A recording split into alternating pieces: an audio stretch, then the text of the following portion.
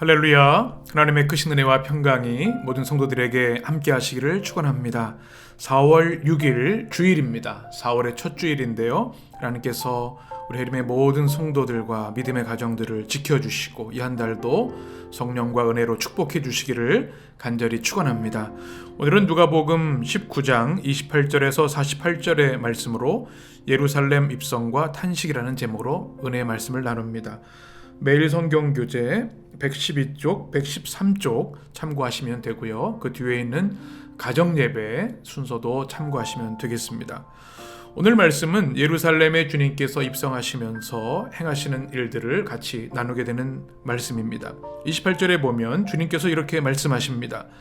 28절 예수께서 이 말씀을 하시고 예루살렘을 향하여 앞서서 가시더라. 29절 감람원이라 불리는 산 쪽에 있는 벳바게와 베다니에 가까이 가셨을 때에 제자 중 둘을 보내시며 아멘.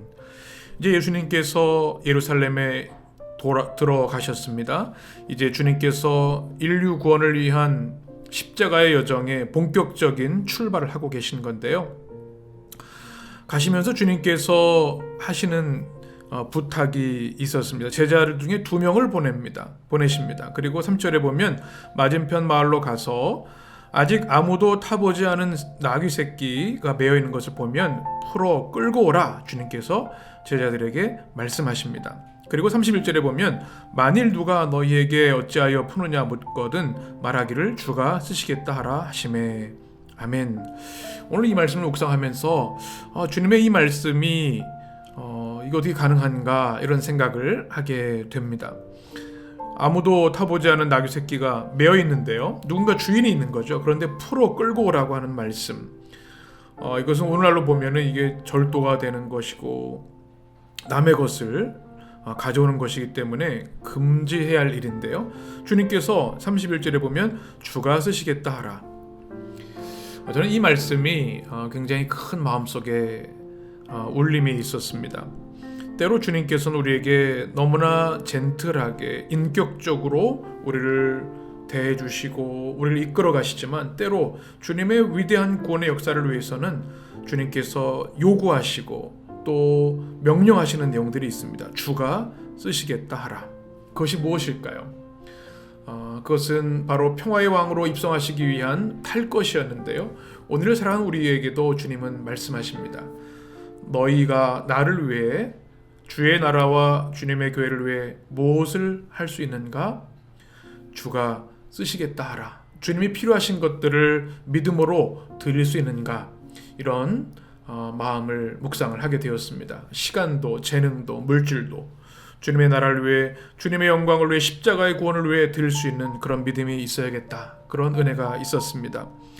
32절에 보면 제자들이 예수님 말씀 그대로 합니다. 그리고 36절에 보니까 그 임자가 나귀 주인이 묻는 거죠. 왜 이거 가져갑니까? 어찌 이런 걸 달라고 합니까? 왜 풀어 가지고 합니까? 그때 제자들이 주께서 쓰시겠다 하고 동일하게 주님이 시키신 대로 순종합니다. 35절을 보면 그대로 바로 그 주인도 주님이 쓰시도록 기꺼이 자신의 나귀를 내어 드린 것이죠. 순종이 얼마나 중요한가. 주님의 십자가 구원의 그 위대한 축복은 순종으로 시작되었습니다. 예수님께서 십자가에 단 한 번의 완전한 희생제물이 되셔서 하나님의 어린 양으로 대속제물로 드리기로 순종하셨기 때문에 우리가 십자가 은혜로 구원받았지 않습니까? 바로 이 모든 과정에서도 주가 쓰시겠다 하라는 말씀에 제자들이 그대로 순종을 했고 또 주인도 그대로 순종한 것이죠. 이렇게 구원의 역사, 생명의 역사는 순종을 통해 일어난다는 사실을 오늘 깨닫습니다. 우리 성도들에게도 우리 주님이 내게 명하시는 것, 내가 주님을 위해 무엇을 드릴 수 있는가? 주가 쓰시겠다 하라. 그 주님의 그 음성, 주님의 말씀, 기꺼이 주님을 위해 우리의 삶을 드릴 수 있는 우리 성도들 되시기를 주님의 이름으로 간절히 축원합니다. 그리고 주님은 나귀를 타고 예루살렘 성으로 입성하십니다.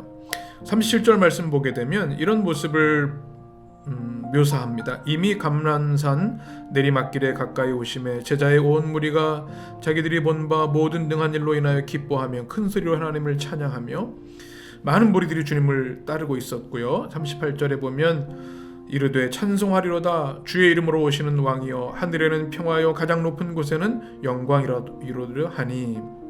이 38절 시편 118편 26절의 말씀을 그대로 인용한 말씀이죠. 그들이 주님의 낙이 타고 오시는 모습을 보면서 주의 이름으로 오시는 왕이여 하늘에는 평화요 가장 높은 곳에는 영광이로다 이렇게 주님을 찬양합니다. 이 모습을 한번 상상해 봅니다. 그 당시에는 로마 황제의 성전 예루살렘 입성의 광경을 사람들은 기억하고 있습니다. 위험 있는 장면이죠. 엄청난 군대, 또 큰 백마, 또 전차들이 먼지를 휩쓸고 아주 의기양양하게 입성합니다. 그런데 예수님은 어린 나귀를 타고 오십니다. 아무런 주위에 호위부대도 없습니다. 어찌 보면 참으로 초라한 입성인데요. 백성들은 평화의 왕을 찬양합니다. 그런데 39절에 보면 바리새인들이 이렇게 이야기합니다. 무리 중 39절입니다. 무리 중 어떤 바리새인들이 말하되 선생이여 당신의 제자들을 책망하소서 하거늘 40절 대답하여 이르시되 내가 너에게 말하노니 만일 이 사람들이 침묵하면 돌들이 서로 소리 지르리라 하시니라. 아멘.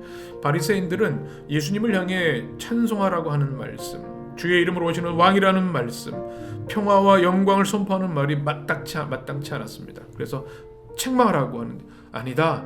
나는 찬양받기 합당한 주님이고 사람들이 침묵하면 돌들이 찬양할 것이다. 담대하게 말씀하시죠.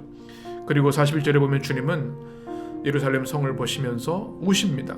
가까이 오사 성을 보시고 우시며 이제 예루살렘이 장차 멸망할 것 그 안타까운 마음을 인하여 주님은 울게 되시는 거죠.